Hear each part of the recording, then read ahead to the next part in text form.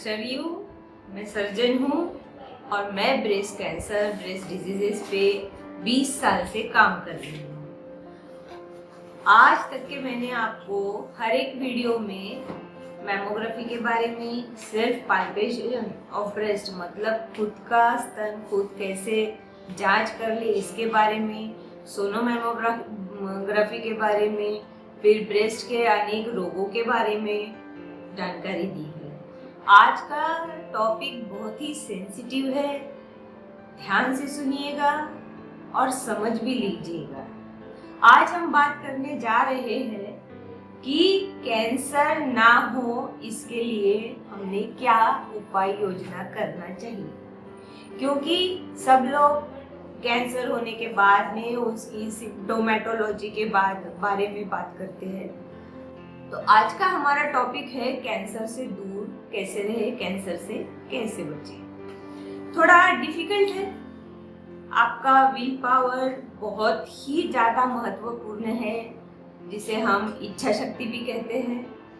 अपनी प्रबल इच्छा शक्ति हमारे लिए बहुत ज़रूरी है कि हम ब्रेस्ट कैंसर से या किसी भी कैंसर से दूर कैसे रहें।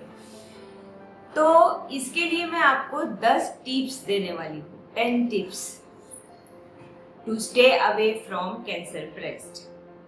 तो सबसे पहली टिप है, आप बोलेंगे विल पावर के बारे में बात कर रहे हैं मैडम, पता नहीं क्या बोलने वाले हैं। तो सही में इसके लिए विल पावर की आवश्यकता है।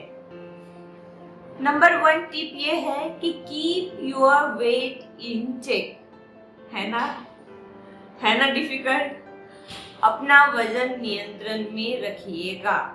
बहुत ही मुश्किल है, लेकिन इतना भी मुश्किल नहीं है अगर हमारा विल पावर अच्छा हो और हमारा एक अपना टाइम टेबल हो।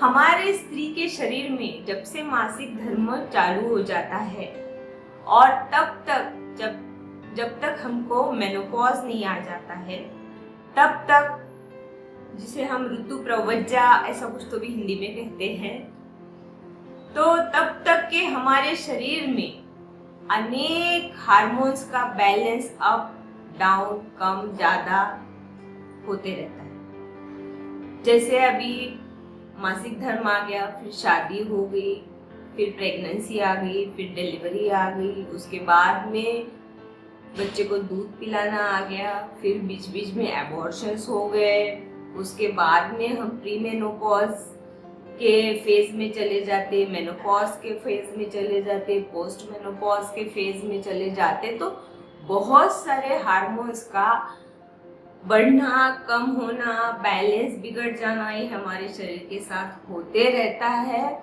और ऐसे में अगर कोई डॉक्टर आपको सलाह दे कि कैंसर ना हो इसके लिए आप अपना खुद का वेट नियंत्रण में रखें, तो बहुत ही मुश्किल बात है।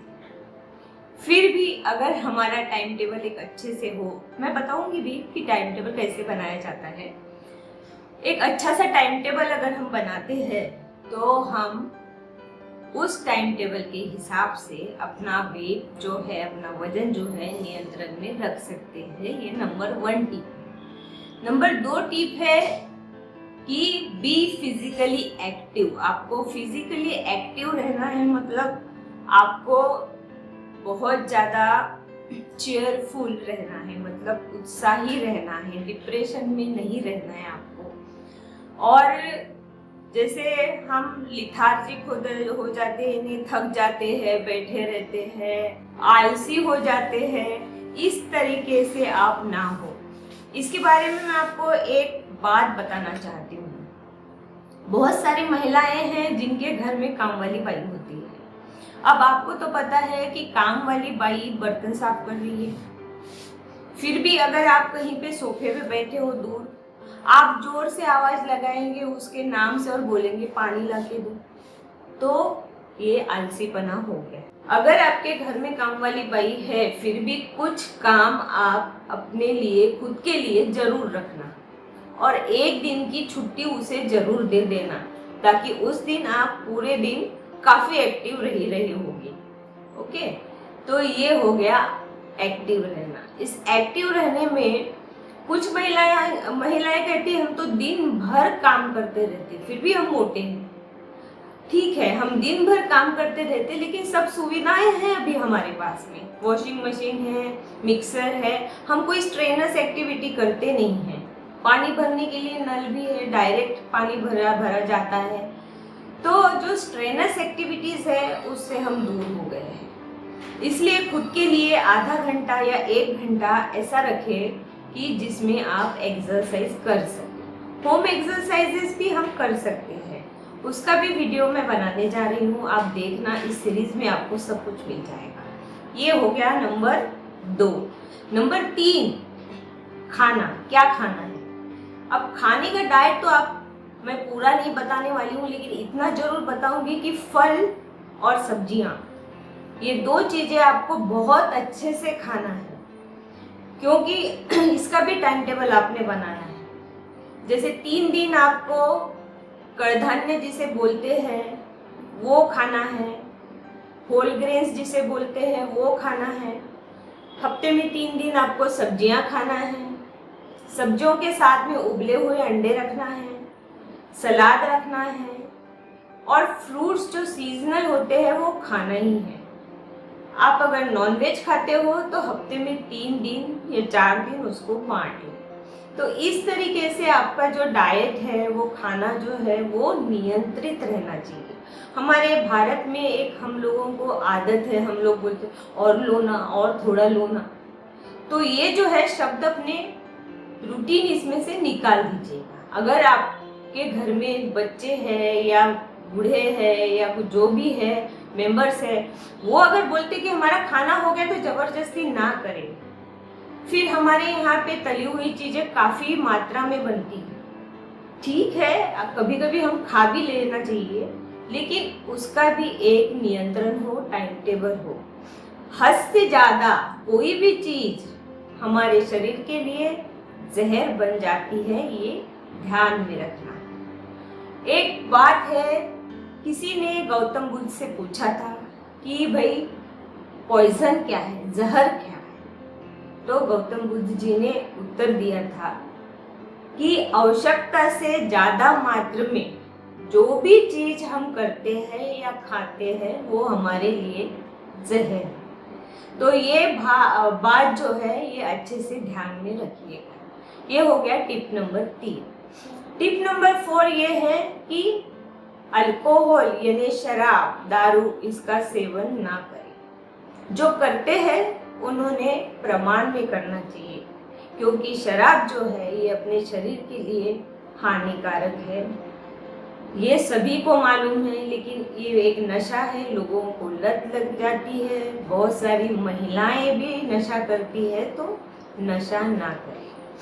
फिर चौथी बात ये है कि हमारे यहाँ पे गुटखा, तंबाकू का सेवन बहुत ज़्यादा प्रमाण में होता है। जो कामगार वर्ग की स्त्रियाँ होती है, ये सबसे ज़्यादा गुटखा खाती है। उनके हस्बैंड बोलते हैं हमें आके कि मैडम इन्हें कुछ बताइए, बहुत गुटखा खाती है, देखो कैसा रिवर्सल हो गया। तंबाकू खाते हैं, तो ये दोनों चीज है, ये दोनों चीज हमारे लिए अच्छी नहीं है और ये कार्सिनोजेनिक है, इसलिए हमने इनसे काफ़ी दूर रहना चाहिए। तंबाकू का सेवन, गुटखा का सेवन हमने नहीं करना चाहिए। छठवीं चीज ये है कि स्तनपान करना बहुत ज़रूरी है। स्तनपान, और ये कम से कम 1.5 साल तो भी होना बहुत ही ज़रूरी है। स्तनपान में कभी कभी अड़चनें आ जाती है। प्रेगनेंसी में स्तनपान कुछ महिलाएं नहीं कर सकती है, क्योंकि उनकी निपल अंदर घुस जाती है या किसी को दूध आने में दिक्कतें होती है। इसके बारे में डिटेल का एक अलग से वीडियो मैं बनाने जा रही हूँ। लेकिन जिनको भी अच्छी मात्रा में दूध आ रहा है, उन लोगों ने कम से कम 1.5 साल बच्चों को फीड करना ही है। हमारे यहाँ पे आजकल ऐसे कहा जाता है कि 6 महीने में दूध बंद कर दो और बच्चे को खाना खिलाओ। ये ऐसा नहीं करना चाहिए, और जबरदस्ती से जितना हो सके दूध कोई भी दवा से बंद ना करें। ये हो गया छठा टिप। फिर 7वां टिप ये है कि बर्थ कंट्रोल पिल्स, इसका मतलब है गर्भ निरोधक गोलियां। गर्भ निरोधक गोलियां का सेवन जो है ये हमेशा ही सीमित होना चाहिए, सीमित, क्योंकि गर्भ निरोधक गोलियां किस चीज के लिए बनी है? स्पेसिंग के लिए। 2 बच्चों में अंतर रखना है तभी इन गोलियों का सेवन करना है। हमेशा के लिए ये परमानेंट कॉन्ट्रासेप्शन यानी परमानेंट जो बोलते फैमिली प्लानिंग का के लिए तैयार हुई गोलियां नहीं है, ये ध्यान में रखिएगा। सिर्फ स्पेसिंग के लिए 2 बच्चों में अगर अंतर रखना है तो ही आपको इसका सेवन करना है। अगर आप इसको टाल सकती है तो बहुत ही अच्छी बात है, लेकिन अगर इसका सेवन आप बहुत ज़्यादा साल करती है तो ये आपके लिए काफ़ी डेंजरस है और हानिकारक है। आप 2 साल स्पेसिंग के लिए आप 2 साल इसको वापर सकती है तो कोई बात नहीं है, लेकिन ज़्यादा इसका वापर होना सेहत के लिए हानिकारक ही है। अगर आपकी उम्र 35 है और 35 साल के ऊपर अगर आप ये गर्भ निरोधक गोलियां का इस्तेमाल करते हैं तो समझ लो कि आप रिस्क जोन में एंटर करने वाले हैं, आप हाई रिस्क ग्रुप में चले जाते हो, इसलिए इसका सेवन ना करें तो ही बेहतर है। 8वां टिप ये है कि जब आप पोस्ट मेनोपॉजल एज ग्रुप में चली जाती है तब कभी कभी हमको हार्मोन्स लेने की ज़रूरत पड़ती है, कभी कभी, लेकिन इसका भी इस्तेमाल, इसका भी सेवन बहुत ही कम प्रमाण में हो तो अच्छा है। जबरदस्ती से इसका सेवन नहीं करे तो अच्छा है। पोस्ट मेनोपॉजल जो हमारा एज जो है वो हाई रिस्क कैंसर के लिए होता है और इस एज में हम लोगों ने कोई भी हार्मोनल टैबलेट्स लेना, गोलियां लेना हानिकारक तो जरूरी है। ये हो गए 8वीं टिप। 9th टिप ये है, 9th टिप ये है कि अपनी फैमिली हिस्ट्री क्या है आप समझ लो। फैमिली हिस्ट्री का मतलब क्या है? हमारे घर में फर्स्ट डिग्री रिलेटिव का मतलब क्या है कि आई, माँ, बहन, पिताजी, भाई, ये फर्स्ट डिग्री रिलेटिव्स में अगर किसी को कैंसर हो गया है तो आप रिस्क ग्रुप में चले जाते हो। फिर सेकेंड डिग्री रिलेटिव्स क्या है? मौसी, अंकल, आंटी, फिर तुम्हारे कजिन्स, इन लोगों में अगर कैंसर है तो आप रिस्क ग्रुप में चले जाते हो। अब ये रिस्क ग्रुप में जाने के बाद में आपको क्या करना है? मैंने आपको सबसे पहले वीडियो में खुद के स्तन की जांच खुद कैसे करें इसके बारे में बताया है। तो अगर आप रिस्क ग्रुप में जाते हैं तो आप नियमित रूप से उम्र के 30 इयर्स के बाद से ही अपना ब्रेस्ट खुद का पाइपेट करना यानी जांच लेना सीख लीजिएगा, क्योंकि अपनी ब्रेस्ट से हम लोग बहुत ज़्यादा फैमिलियर होते हैं, हमें पता रहता है कि हमारे स्तन कैसे हैं। अगर उसमें कुछ भी बदलाव आता है, अगर ये क्या कुछ भी बदलाव मतलब क्या है ये मैंने पहले भी बताया, और इसके बाद का जो वीडियो हम कैंसर के ऊपर बनाने जाने वाले हैं उसमें मैं डिटेल में बताने जा रही हूँ कि क्या क्या चेंजेस है, वो किस तरह से और आपको देखना है सेल्फ पाल्पेशन में खुद के स्तन खुद कैसे जांचते हैं उस वाले टॉपिक में। तो ये जो है ये आपको कर लेना है। और 10वां स्टेप ये है कि स्क्रीनिंग कराना है।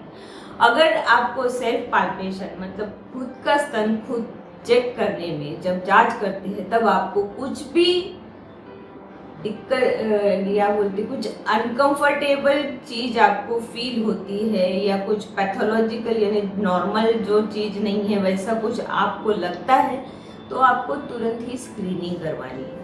और स्क्रीनिंग करवानी है मतलब क्या करना है, मैमोग्राफी करना है, सोनोमामोग्राफी करके जांच लेना है कि मैं कैंसर से फ्री हूँ क्या।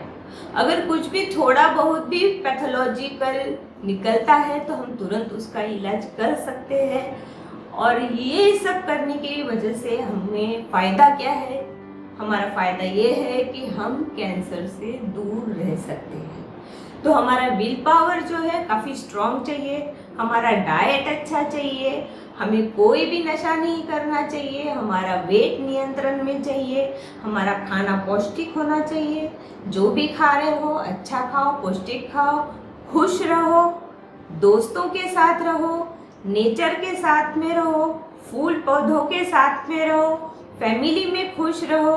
इन सब का असर हमारे हार्मोन्स के बैलेंस पे बहुत ज़्यादा पड़ता है। अपने हार्मोन्स रेगुलर रखना बहुत ही ज़्यादा इम्पॉर्टेंट है। इस सब की वजह से हम कैंसर के दूर रह सकते हैं। तो आज का वीडियो यहीं पे ख़त्म होता है और इसके बाद में हम बात करने जाएंगे कैंसर ब्रेस्ट के बारे में, तो वो भी वीडियो देखना न भूलिएगा। अगर आप ये वीडियो अच्छा लगे आपको तो आप उसको लाइक करो, सब्सक्राइब करो, शेयर करो। नमस्कार।